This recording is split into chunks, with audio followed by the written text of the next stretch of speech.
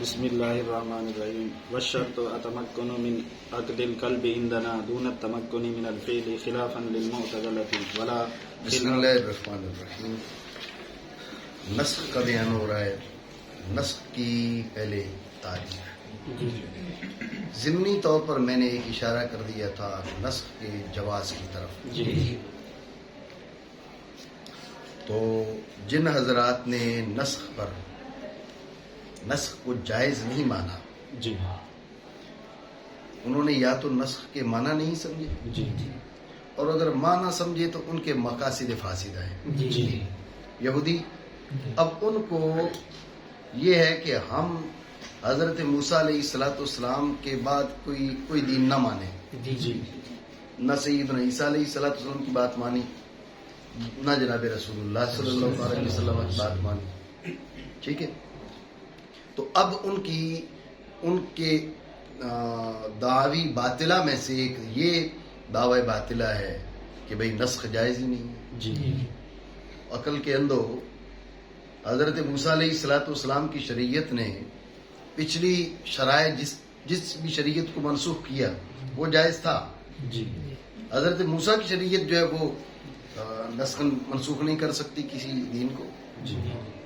حضرت موسیٰ علیہ السلام کی شریعت پر نسخ نہیں ہو سکتا. یہ کون سی بات ہے؟ اگر نسخ جائز نہیں تو پھر موسیٰ علیہ السلام کی شریعت بھی نہ مانو، سیدھی چلے جاؤ حضرت آدم علیہ السلام کی شریعت کے احکام تلاش کرو. کیا احکام تھے؟ حضرت آدم علیہ السلام کے بعد کسی کی نہ مانو تو نسخ ہے. سمجھ رہے بات کو؟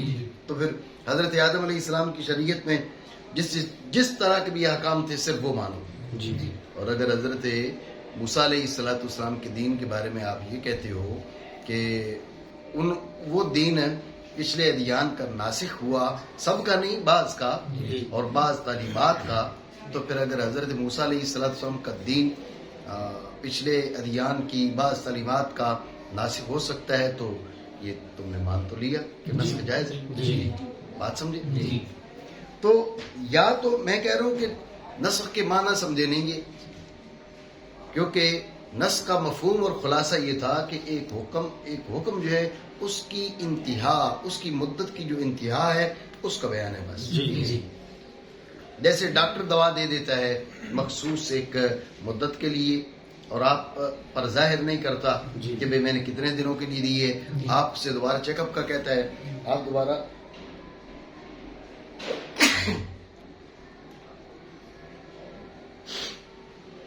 چیک اپ کرواتے ہیں تو دوا لکھ کر دے دیتا ہے. پچھلی دوا اس نے آپ کی حالت کی موافق دی تھی، اب آپ کی حالت بہتر ہوگی اسی حساب سے دوا دے رہے ہیں. تو مقصد یہ کہنے کا کہ اس میں کسی قسم کی کوئی قباحت نہیں ہے، کوئی عقلی استحالہ نہیں ہے. بات ہی ذہن میں. لیکن یہ اشارہ ہم نے ضمنی طور پر کیا تھا. دوسری بات کیا تھی؟ دوسری بات تھی کہ نسخ کا محل کیا ہوگا. تو نسخ کا محل تھا وہ حکم شرعی جو اپنی ذات میں وجود و عدم دونوں کا احتمال رکھے. ٹھیک ہے. اس کے بعد اب بات کر رہے ہیں کہ نسخ کی شرط کیا ہے. کسی بھی حکم شرعی کے منسوخ ہونے کے لیے شرط کیا ہے. ذہن میں رکھیں اس سلسلے میں ہمارے اور معتزلہ کے بیچ اختلاف ہے. معتزلہ کا کہنا یہ ہے کہ جب تک اس پر عمل نہ ہو پائے تب تک اس کو منسوخ نہیں کیا جا سکتا. ہم کہتے ہیں کہ عقیدہ ہو جائے، عقد قلب پر قدرت ہو جائے، اس کے بعد حکم منسوخ ہو سکتا ہے. بات سمجھے؟ جو معتزلہ ہیں ان کی رائے یہ ہے کہ جو حکم رب کریم جل وعلا کی جانب سے صادر ہوا، رب کریم جل وعلا نے جو حکم فرمایا، وہ حکم جب تک اس پر عمل بعض مکلفین کی جانب سے نہ ہو جائے، مطلب عمل ہونا ضروری نہیں ہے، عمل پر تمکن ضروری ہے. ان کو عمل کی قدرت نہ ملی تو وہ حکم منسوخ نہیں ہو سکتا. ہماری رائے یہ ہے کہ عمل کی قدرت ہونا ضروری نہیں ہے، عقد قلب کی قدرت ہونا ضروری ہے، اعتقاد کی قدرت ہونا ضروری ہے. بات سمجھے؟ معتزلہ کی دلیل کیا ہے؟ معتزلہ کا یہ کہنا ہے کہ اگر عمل کی قدرت نہ ملی تو پھر حکم نازل کرنے کا جو مقصد ہے وہ فوت ہو جائے گا. حکم اول، حکم منسوخ، جس کو ابھی آپ منسوخ کہہ رہے ہیں، حکم منسوخ کا جو انزال ہے، اس کو جو اتارنا ہے، وہ جو ہے مکلفین کے سامنے پیش کرنا ہے، اس کا مقصد فوت ہو جائے گا. کیوں بھائی تمہیں کہا یہ کام کرو اور ابھی تمہیں وہ کرنے کا موقع ہی نہیں ملا اور تبدیل کر دیا. بھائی کل صبح جب سورج طلوع ہو تو تم نے فلاں کام کرنا ہے. اب وہ صبح کا وقت آنے سے پہلے آپ کو روک دیا، آپ نے یہ کام نہیں کرنا، وہ کام کرنا ہے. بات یہ ہے کہ ابھی جو پہلا حکم ہے اس کا کیا فائدہ ہوا؟ کسی طرح کا کوئی فائدہ نہیں ہے. کیوں؟ اس لیے کہ جب حکم کا تعلق ہی تھا کل صبح کے ساتھ، کل صبح آنے سے پہلے اس کو تبدیل کر دیا، تو پھر وہ حکم فرمانے کا کیا مقصد ہے؟ وہ حکم کرنے کا کیا فائدہ ہے؟ وہ لگ جائے گا. اس لیے ضروری ہے کہ اس پر عمل کا موقع ملے. آگے عمل کوئی کرے نہ کرے ایک الگ مسئلہ ہے، لیکن شریعت کی طرف سے موقع ملے. بات سمجھے؟ یہ معتزلہ کا کہنا ہے. ہم کہتے ہیں کہ جو احکام شرعیہ ہیں ان سے جو مکلفین ہیں، مکلفین کے دو امور کا تعلق بنتا ہے، ایک اعتقاد کا اور دوسرا عمل کا. ایک عقیدے کا، دوسرا عمل کا. سب سے پہلے جب حکم شرعی ہوتا ہے تو اب عقیدے کو اس سے تعلق ہوتا ہے، اس کی حقیقت کو تسلیم کرنا اور اس کے امتثال، اس کی تعمیل، اس کا عزم مصمم کرنا.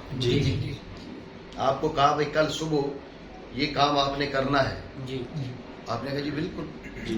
اب تعمیل ہو گئی ہے، اعتقادی لحاظ سے تعمیل ہو چکی ہے. ٹھیک ہے، تو آپ کہہ رہے ہیں بھائی کوئی فائدہ نہیں، یہ بات نہیں، یہ فائدہ ہوا. اعتقادی لحاظ سے تعمیل ہو چکی ہے، اعتقاد حقیقت، اور اپنے قلب کو، اپنے دماغ کو سرنگوں کرنا، اس کے سامنے جھکا لینا کہ میں نے یہ کام کرنا ہے، میں حاضر ہوں. سمجھو بات کو. اب موقع ملنا اس کام کا وہ دوسرا مرحلہ ہے. تو جب ایک مرحلہ اگر حاصل ہو جائے تو اس حکم منسوخ کو نازل کرنا لغو نہیں کہلائے گا. اعتقاد تو بن گیا. اس سے ہم کہتے ہیں کہ اعتقاد کا موقع مل جائے تو جب بھی حکم منسوخ ہو سکتا ہے. اور پھر اس کے بارے میں ہمارے پاس شرح شریف سے مثال بھی موجود ہے. رسول اللہ صلی اللہ علیہ وسلم آپ معراج کی رات 50 نمازیں فرض ہوئی ہیں. اس کے بعد کی کوئی ایک نماز نہ حضور سید عالم صلی اللہ تعالی علیہ وآلہ وسلم کو پڑھنے کا موقع ملا، نہ امت میں سے کسی کو پڑھنے کا موقع ملا. کسی ایک کا بھی اس سے پہلے منسوخ ہو کر 5 ہو گئی.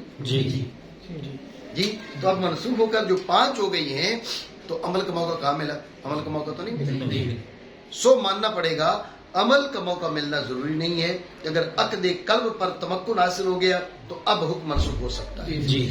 بات سمجھے؟ خلاصہ دوبارہ سمجھے. بات ہے کہ نسخ کی شرط کے بارے میں اختلاف معتزلہ کہتے ہیں کوئی بھی حکم منسوخ تب ہو سکتا ہے جب مکلفین میں سے بعض کو، کم از کم بعض کو، اس پر عمل کا موقع مل جائے، عمل پر قدرت حاصل ہو جائے، تمکن بر عمل ہو جائے، اس کے بعد منسوخ ہو سکتا ہے. قبل از تمکن بر عمل تو منسوخ نہیں ہو سکتا. ہم کیا کہتے ہیں؟ ہم کہتے ہیں بھائی قبل از تمکن بر عمل کی قدرت حاصل ہونے سے پہلے بھی منسوخ ہو سکتا ہے. یہ ضروری ہے کہ عقد قلب کا موقع مل جائے، اس کے مطابق اعتقاد رکھنے کا موقع مل جائے، اس کے بعد وہ منسوخ ہو سکتا ہے. معتزلہ کی گفتگو کا خلاصہ یہ ہے کہ اگر عمل کا موقع نہیں ملا تو پھر حکم اول جو اب منسوخ کہہ رہے ہو، وہ جو حکم منسوخ ہے اس کو اتارنا لگ جائے گا، بے فائدہ ہوگا. جب کہا یہ کام کرو اور کام کرنے کا موقع ملنے سے پہلے اس کو منسوخ کر دیا تو پھر وہ کہنا بے فائدہ ہو گیا. ہم کہتے ہیں کہ یہ چیز نہیں ہے. احکام شرعیہ سے بندوں کا دو قسم کا تعلق بنتا ہے، ایک اعتقادی اور ایک عملی. یہ ایک اعتقادی اور ایک عملی. اگر اعتقادی تعلق کا موقع مل گیا تو لغو کیسے ہوا؟ اعتقادی تعلق کا موقع مل گیا تو لغو نہیں ہوا. لغو تب ہوتا جب اعتقاد اور عمل میں سے کوئی بھی کسی کا بھی موقع نہ ملتا. ادھر سے جبریل علیہ السلام آ رہے، ابھی حضور سید عالم صلی اللہ تعالیٰ علیہ وآلہ وسلم کو آ کے پیغام پہنچایا نہیں، رستے میں حکم منسوخ ہو گیا. حضرت جبریل کو واپس بلا لیا گیا. اب عقد قلب کا بھی موقع نہیں ملا. اب اگر آپ کہتے تو بات وہ اس کی وجہ ہو سکتی تھی، لیکن اگر عقد قلب کا موقع مل گیا تو اب یہ اس کو بے فائدہ نہیں کہا جا سکتا. اور اس پر ہمارے پاس دلیل بھی موجود ہے. حضور سید عالم صلی اللہ تعالیٰ علیہ وآلہ وسلم معراج کی رات جب 50 نمازیں فرض ہوئیں تو نہ آپ علیہ السلام کو موقع ملا کوئی ایک نماز پڑھنے کا. امت مسلمہ کو موقع ملتا وہ تو بعد کی بات ہے. جب حضور سید عالم صلی اللہ تعالیٰ علیہ وسلم کو بھی موقع نہیں ملا تو پھر باقیوں کو کیا ملنا تھا؟ جو 50 سے منسوخ ہو کر 5 رہ گئی. تو اب یہ نسخ قبل از تمکن برعمل ہو گیا. لیکن کیا ہے؟ اعتقاد تو تھا. بعض کی جانب سے بعض سے مراد وہاں پر رسول اللہ صلی اللہ علیہ وسلم کی ذات والا ہے. آپ کی جانب سے اعتقاد تھا، تو لہذا قبل از تمکن برعمل یہ نسخ وارد ہو گیا. البتہ یہ ضروری ہے کہ عقد قلب کی قدرت ضروری ہے. بات سمجھے ہو نہیں؟ اور شرط قدرت ہے عقد قلب پر، یعنی قلبی اعتقاد ضروری ہے. قلبی اعتقاد سے پہلے منسوخ نہیں ہو سکتا. ہمارے نزدیک نہ کہ فعل پر قدرت خلاف معتزلہ. ولا خلاف بين الجمهور أن القياس لا يصلح ناسخا وكذلك الإجماع عند أكثرهم لأن الإجماع عبارة عن احتماء الآراء ولا مدخل للرأي في معرفة نهاية وقت الحسن والقبح في الشيء عند الله تعالى. اب سوال یہ کہ ناسخ کیا بنے گا. اب بحث شروع ہو رہی ہے ناسخ کے بارے میں کہ آپ کی ادلہ ہیں 4 ادلہ 4 کتاب اللہ، سنت، اجماع اور قیاس. اس میں سے ناسخ کیا بنے گا؟ تو کہا اس میں کوئی اختلاف نہیں ہے کہ قیاس جو ہے اس میں یہ ناسخ نہیں بن سکتا. اس میں کوئی اختلاف نہیں، اس پہ اتفاق. یہ مسئلہ متفق علیہ بین الجمہور ہے. جمہور اس لیے کہا کہ اگر بعض حضرات اٹھ کر لا یعنی اختلاف کرتے ہیں، ایسا ہوتا ہے بعض لوگ جو ہے وہ بے وجہ ہی جو ہے نا ان کا یہ ہوتا ہے بھائی ہم نے کوئی نہ کوئی بات تو کرنی ہی ہے. تو کوئی نہ کوئی بات کرنی ہی ہو تو ایسا آدمی اٹھ کے کچھ بھی کہہ سکتا ہے. لہذا اس ایسے افراد کا کچھ کہنا وہ غیر معتد بھی ہے. بات سمجھے؟ تو مقصد کیا ہے؟ مقصد یہ ہے کہ سب سے پہلے یہ دیکھیں کہ قیاس جو ہے اس کے بارے میں مسئلہ متفق علیہ ہے بین الجمہور. قیاس ناسخ نہیں بن سکتا. ایک رائے ہے نا، قیاس مجتہد کی رائے ہے، مجتہد کا فہم ہے، مجتہد کی فکر ہے. اب لازمی نہیں، ضروری نہیں کہ وہ فکر درست ہی ہو. سمجھے بات؟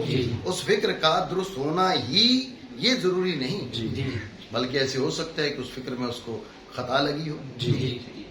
بات ہے ذہن میں. تو ایک رائے ہے، وہ رائے کتاب اللہ کو کیسے منسوخ کر سکتی ہے؟ وہ رائے جو ہے وہ رسول اللہ صلی اللہ علیہ وآلہ وسلم کی سنت کو کیسے منسوخ کر سکتی ہے؟ سمجھے بات کو؟ لہذا رائے کا کوئی دخل نہیں. اس کے بعد آتے ہیں اجماع. تو اجماع کے بارے میں بھی راجح یہی ہے، اکثریت کا قول یہی ہے کہ اجماع بھی ناسخ نہیں ہوتا. توجہ رکھیں، بعض حضرات کا کہ یہ فکر ہے کہ اجماع ناسخ ہو سکتا ہے. کیوں؟ اجماع بھی مخصوص شرائط کے ہوتے ہوئے اجماع قطعیت کی صورت اختیار کر جاتا ہے. وجہ ہے مخصوص شرائط کے ہوتے ہوئے اجماع قطعیت کی صورت اختیار کر جاتا ہے. اجماع بھی قطعی ہے، ادھر کتاب اللہ بھی قطعی ہے. اجماع بھی قطعی ہے، ادھر سنت متواترہ بھی قطعی ہے. تو لہذا قطعی کا ناسخ ہو سکتا ہے. بعض حضرات کی فکر یہ ہے. توجہ ہے، آپ یہ ذہن میں رکھیں، یہ جو فکر ہے یہ فکر جاندار نہیں ہے، بے جان فکر ہے. اس لیے کہ قطعیت جو آئی ہے، قطعیت آنے کے باوجود اگر اس کی قطعیت کو تسلیم کر لیا جائے، قطعیت آنے کے باوجود رہی تو یہ رائے ہے نا، پہلے ایک بندے تھی اب سب کی ہو گئی، نص تو نہیں بنی، بات سمجھ رہے ہو؟ یہ جتنے لوگ بھی مل گئے تو کیا ملا؟ ان کی آراء ملی نا۔ جب ان کی آراء ملی، اکیلے کی رائے بھی ناسخ نہیں ہو سکتی تھی چاہے جتنی جاندار کیوں نہ ہو، سب کی آراء مل کے پھر بھی رائے ہی ہے، تو رائے کا کام نہیں ہے کتاب اللہ اور سنت کو نسخ کرنا۔ رہی بات تم کہہ رہے ہو قطعیت کی، تو قطعیت کا اس میں کوئی دخل نہیں ہے۔ آپ یہ سمجھے کہ نسخ ہے کیا؟ نسخ یہ ہے کہ وہ حکم جو ہماری نگاہوں میں مطلق ہے اور عند اللہ فی علم اللہ اس کا ایک وقت مقرر ہے جس کو اس نے آپ کے ختم ہونا ہے، یہ سارے مل کر وہ جو علم الہی میں اس کے وقت کا اختتام ہے وہ جان لیں گے۔ کیسے جانیں گے؟ وہ تو نہیں جان پا رہے، نہ اکیلا بندہ جان پا رہا ہے، کیونکہ نسخ کی حقیقت یہ ہے کہ علم الہی میں اس کی ایک مخصوص مدت تھی، اب تمہیں کیسے پتا چلا کہ وہ مدت پوری ہو چکی ہے؟ 1000 بندے مل جاؤ، جب کیسے پتا چلا؟ اگر کہو رسول اللہ صلی اللہ علیہ وآلہ وسلم نے بتایا تو پھر تو سنت ہوگی نا، اس میں تو جھگڑا ہی نہیں۔ جب حضور نے نہیں بتایا تو پھر آپ کو کیسے پتا چلا؟ آپ کو پتا نہیں چل سکتا۔ اس لیے بات ذہن میں رکھے، ساری آراء مل جائیں جب بھی وہ ناسخ نہیں ہو سکتا۔ پھر سمجھیے دھیان سے، مسئلہ یہ ہے کہ اب بات یہ ہے کہ ناسخ کون سی چیز بنے گی؟ ذہن میں رکھیں قیاس تو ناسخ نہیں ہو سکتا، اس کے بارے میں جمہور کا اتفاق ہے، قیاس ناسخ نہیں بن سکتا۔ ایک رائے ہے، رائے کا کیا دخل ہے کتاب اللہ کے مقابلے میں، سنت کے مقابلے؟ ٹھیک ہے۔ رہی بات اجماع کی، اجماع کے بارے میں بھی بعض حضرات کی فکر اس جانب گئی ہے کہ چونکہ اجماع مخصوص شرطیں ہوں، یہ بات ذہن میں رکھنا، مخصوص شرطیں ہوں تو اجماع قطعیت اختیار کر جاتا ہے، لیکن ان شرطوں کا جو تحقق ہے، ٹھیک ہے نا، وہ کوئی معمولی بات نہیں، ٹھیک ہے نا، وہ تو شاید ہی متحقق ہوں، میں انکار نہیں کر رہا، لیکن وہ شاید ہی متحقق ہو پائے۔ آگے اجماع کا باب آ رہا ہے انشاءاللہ، وہاں پر اس پہ گفتگو کریں گے۔ وہ شرطیں جن کی صورت میں اجماع قطعی ہو، جن کی صورت میں اجماع قطعی ہو۔ ابھی تو لوگ کہہ دیتے ہیں جی اجماع کا انکار ہے تو لہذا وہ فلاں ہے تو لہذا چلو جی فلاں فتویٰ لگاؤ۔ ارے بھائی، اگر ایک کتاب والے نے لکھ دیا کہ اجماع ہے، چلو میں ہی لکھ دیتا ہوں، تو میرے لکھنے سے ہو جائے گا؟ جی، یہ رائے ہے، ایک بندے کی رائے ہے، ایک بندے کی رائے یہ ہے کہ یہ مسئلہ متفق علیہ ہے، ٹھیک ہے، تو ایک بندے کی یہ رائے ہے کہ مسئلہ متفق علیہ ہے، تو اس کی رائے، اب آپ کا اگر اعتراض ہوتا ہے تو وہ میری رائے پر ہے نا جی، اس لیے کہ میں نے کہا یہ مسئلہ متفق علیہ ہے، یہ بات ثابت کرنا کوئی معمولی بات نہیں ہے۔ دنیا بھر میں مسلمان کتنے موجود ہیں جی، سب تک یہ مسئلہ پہنچے ہی نہیں ہے جی۔ بھئی آپ لوگوں کا یہاں پر کوئی مسئلہ بن گیا، کیا سب لوگوں تک پہنچا ہے؟ آپ کے پاس کیا اس کے دلائل ہیں کہ یہ سب لوگوں تک پہنچ گئے اور پھر سب لوگ اس سے راضی ہیں، متفق ہیں؟ نہیں بھائی، ہمارا اس پہ اتفاق ہے، تم جو کہہ رہے ہو وہ ٹھیک کہہ رہے ہو، اس پہ کیا دلیل ہے جی؟ تم کو نہیں چپ رہے تو ہو سکتا ہے وہ چپ کسی اور وجہ سے، انہوں نے کہا دیکھو کیا جھگڑا کر رہی ہے، بات کرنے والی ایسی نامعقول انسان ہے جی۔ انہوں نے لاپرواہی کی وجہ سے، عدم اعتداد کی وجہ سے انہوں نے کیا کیا ہو، انہوں نے خاموشی اختیار کی ہو۔ تو بہرحال اجماع کی بحث آ رہی ہے، انشاءاللہ وہاں بات کریں گے، یہ کوئی معمولی بات نہیں ہے، اجماع قطعی کا اصول، اجماع قطعی کا تحقق۔ بہرحال مان لیتے ہیں کہ جو اجماع قطعی ہے، اجماع قطعی آ گیا تو کتاب اللہ قطعی، سنت متواترہ قطعی، جیسا قطعی کا ناسخ ہو سکتے ہیں۔ بعض حضرات کی یہ فکر ہے، لیکن ذہن میں رکھنا یہ فکر بے معنی ہے، اس لیے کہ اجماع کیا ہے؟ رائے ہے. جی قیاس رائے ہے، اجماع بھی رائے ہے. اجماع زیادہ سے زیادہ یہ ہے کہ اجتماع الاراء ہے، نص پھر بھی نہیں ہے. قیاس سے اوپر اس کا درجہ ہے، قوت اس میں زیادہ ہو گئی ہے، لیکن قوت زیادہ ہو کر بھی کیا بنا؟ رائے بنا. بات سمجھ رہے ہو؟ قوت بڑھ کر بھی وہ رائے ہی رہا. تو رائے کا کیا دخل ہے کتاب اللہ اور سنت کے نسخ میں؟ آپ غور کریں، نسخ ہے کیا؟ اس پہ تو غور کریں. نسخ ہے حکم مطلق کی، حکم مطلق جو ہماری نگاہوں میں مطلق ہے، اور فی علم اللہ اور عند اللہ اس وہ موقت ہے. علم الہی میں اب اس حکم مطلق کی مدت ختم ہو چکی ہے. یہ بیان جو یہ نسخ ہے جی، تو سارے مل کر جان لیں گے؟ نہیں، سارے مل کر بھی نہیں جان سکیں گے. بات سمجھے؟ اجتماع کا موضوع ہی الگ، اجماع کا موضوع ہی الگ ہے. اجماع کا جو مدار ہے وہی الگ چیز ہے. یہ علم الہی میں یعنی ہمارے سامنے مطلق فرما دیا، علم الہی میں وہ موقت ہے. اب یہ وہ وقت ہے کہ علم الہی میں اس حکم کا وقت پورا ہو چکا، علم الہی میں پورا ہو چکا. اب ہم کیسے جانیں گے؟ یا تو رسول اللہ صلی اللہ تعالی علیہ وسلم آپ بتائیں گے، پھر تو سنت بن جائے گی، وہ تو موضوع سے خارج ہے. اور اگر آپ نہیں بتائیں گے تو ہمیں پتہ نہیں چل سکے گا، سارے مل کر بھی نہیں جان سکیں گے. اس لیے نہ قیاس ناسخ نہ اجماع ناسخ. اب رہ گئے کتاب اللہ اور سنت، اس کی بات آتی. ٹھیک ہو گیا نا؟ نام کہتے نا کامران. اور نئی اختلاف کے بیچ قیاس نئی صلاحیت رکھتا ناسخ بننے کی. یوں ہی اجماع اکثر کے نزدیک، کیونکہ اجماع عبارت ہے آراء کے اجتماع سے، کوئی دخل نہیں رائے کو کسی چیز کے قبو اور حسن کے وقت کی نہایت کی معرفت کا عند اللہ. اب علم الہی میں اس کا حسن ختم ہو چکا ہے، لہذا اب یہ نہیں کرنا. اس کا قبو ختم ہو چکا ہے، لہذا اب یہ کر سکتے ہو. یہ کیسے آپ کو پتہ چلے گا؟ کوئی پیمانہ تو ہے نہیں. بات ہے زندگی. جی وإنما يجوز النسخ بالكتاب والسنة ويجوز نسخ أحدهما بالآخر عندنا. وقال الشافعي رحمه الله لا يجوز لأنه يكون مدرجة إلى الطعن، وإنا نقول النسخ بيان مدة الحكم، وجائز للرسول عليه السلام بيان مدة الحكم الكتاب، فقد بعث مبينا، وجائز أن يتولى الله تعالى بيان ما أجرى على لسان رسوله. اب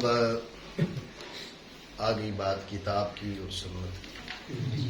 ذہن میں رکھنا، کتاب کی ناسخ ہو سکتی ہے، سنت کی ناسخ ہو سکتی ہے. ٹھیک ہو گیا؟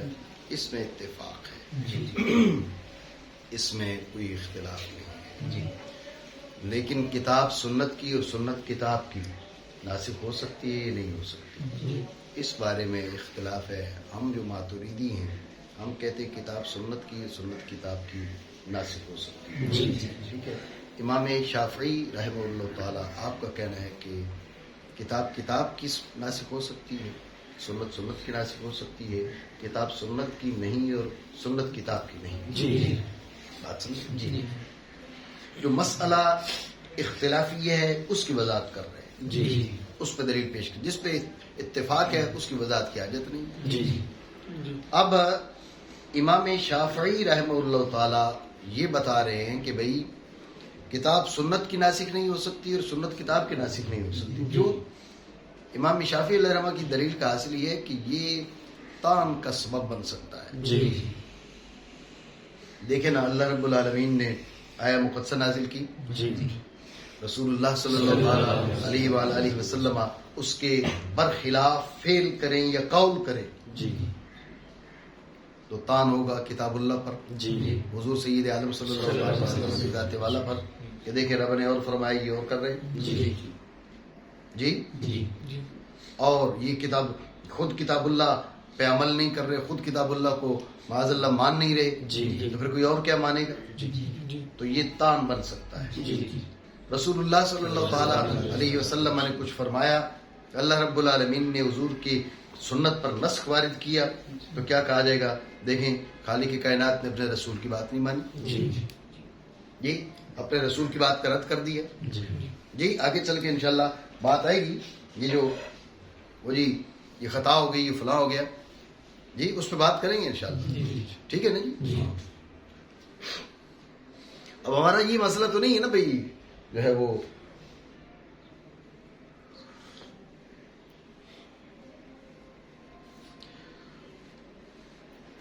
پوری دنیا میں کوئی بھی کتاب ہے اس کے اندر کوئی بات مل گئی ہے تو لہذا ہمارا نظریہ ثابت ہو گیا۔ وہ دوست بتا رہے تھے، ایک لطیفہ ہی ہے تو تفصیل میں نہیں جاتا، اختصار کرتا ہوں، پھر پٹھانوں کی بات آ جائے گی۔ تو بندہ آیا وہ مدرسہ میں، تو اس نے کہا یار تم لوگ صلاۃ و سلام پڑھتے ہو اذان سے پہلے، تو کہاں لکھا ہوا ہے؟ تو طالب علم بیٹھے ہوئے، تو اس نے کافی اٹھایا، اس نے کہا یہ عربی پڑھ لیتے؟ اس نے کہا نہیں، اس نے کہا یہ لکھا ہوا ہے۔ کافی اٹھایا نا اس نے، اس سے پوچھا تو عربی پڑھ لیتے؟ اس نے کہا نہیں، اس نے کہا یہ لکھا ہوا ہے۔ اور کیونکہ وہ پڑھ ہی نہیں سکتا تھا، اس نے کہا سمجھ گیا، اس نے کہا سمجھ گیا، اس نے کہا مان لیا، اس نے کہا مان لیا، لکھا ہوا ہے تو پھر مان لیا۔ تو اب اگر اس قسم کے مسائل اس انداز میں ثابت کرنا پڑیں گے تو پھر تو ہر ایک مسئلہ ثابت ہو جاتا ہے جی۔ تو بہرحال آگے اس پہ بات آتی ہے۔ تو امام شافعی رحمۃ اللہ تعالی علیہ فرماتے ہیں کہ کتاب اللہ کا نسخ سنت کرے گی یا سنت کا نسخ کتاب اللہ کرے گی، اس میں تان ہو سکتا ہے۔ کتاب اللہ کا نسخ جب سنت کے ذریعے ہوگا تو کوئی کہہ سکتا ہے کہ رب کریم کا حکم رسول اللہ صلی اللہ علیہ وآلہ وسلم نے نہیں مانا، اور اگر آپ علیہ الصلوۃ والسلام کی سنت کا نسخ کتاب اللہ کرے گی تو یہ تان ہوگا کہ رسول اللہ صلی اللہ تعالیٰ علیہ وآلہ وسلم کی بات کو قرآن نے رد کر دیا، رب نے رد کر دیا جی۔ تو اس لیے کتاب اپنا نسخ کرے، سنت اپنا نسخ کرے، یہ ہو سکتا ہے، برعکس جو ہے وہ جائز نہیں ہے۔ ہم کیا کہتے ہیں؟ ہم کہتے ہیں کہ حضور سید عالم صلی اللہ علیہ وآلہ وسلم آپ مبین بنا کر بھیجے گئے، آپ مبین بنا کر بھیجے گئے۔ جب مبین بنا کر بھیجے گئے ہیں تو بیان کر سکتے ہیں کہ یہ جو حکم ہے تمہاری نگاہوں میں مطلق تھا، عند اللہ اب اس کی مدت پوری ہو چکی ہے، بات سمجھے؟ تو لہٰذا اس پہ کوئی قباحت نہیں ہے۔ اور یہ بھی ہو سکتا ہے کہ جو قول یا فعل اللہ کے حبیب صلی اللہ تعالی علیہ وسلم کے زبان پر جاری ہوا ہو یا آپ نے وہ کام کیا ہو، ذات باری تعالیٰ از خود اس کی مدت کی انتہا بیان کر دے، اس پہ کوئی عقلی استعارہ نہیں۔ رہی بات تان کی، بے تان ہوگا تو دیکھیں جو قرائن ہیں خارجیہ وہ کفایت کرتے ہیں اس بات میں کہ وہ تان کی صورت نہیں بنتی، سمجھے بات کو؟ کیونکہ شرع شریف میں کوئی بھی ایسا آپ علیہ الصلوۃ والسلام کی جو نبوی یعنی بعد از اعلان نبوت جو حیات مبارکہ ہے 23 سالہ، اس میں کوئی ایک کام بھی تو ایسا نہیں ہوا کہ جو جس پر تان ہو سکے۔ بھائی کتاب اللہ کی مخالفت کر دی ہے، کتاب اللہ نے حضور سید عالم صلی اللہ تعالی علیہ وسلم کی بات نہیں مانی، سمجھے بات کو؟ تو قرآن خارجیہ وہ کفایت کرتے ہیں اس تان کے دفع کرنے، بات سمجھے نہیں؟ مانا جائز ہے نسخ کتاب کے ذریعے اور سنت کے ذریعے، ٹھیک ہے نا؟ کتاب کے ذریعے کتاب کا، سنت کے ذریعے سنت، ٹھیک ہے؟ یہاں تک تو اتفاق ہے۔ اور جائز ہے دونوں میں سے ایک کا نسخ ساتھ دوسرے کے، ہمارے نزدیک، اور کہا امام شافعی نے نہیں جائز، کیونکہ یہ ہوگا سبب تان کی جانب۔ ہم کہتے ہیں نسخ بیان ہے حکم کی مدت کا، اور جائز ہے رسول اللہ صلی اللہ تعالی علیہ وسلم کے لیے کتاب کے حکم کی مدت کا بیان۔ اب آپ یہ بھی نہ کر سکیں، یہ تو آپ کا منصب ہے، بھائی بیان نہیں کر سکتے، تو آپ رسول بنا کر بھیجیں گے، مبین بنا کر بھیجیں گے. یہ آپ کی شان ہے. جس شان کے ساتھ آپ کو بھیجا گیا وہ کام نہیں کر سکتے. غیر معقول بات ہے.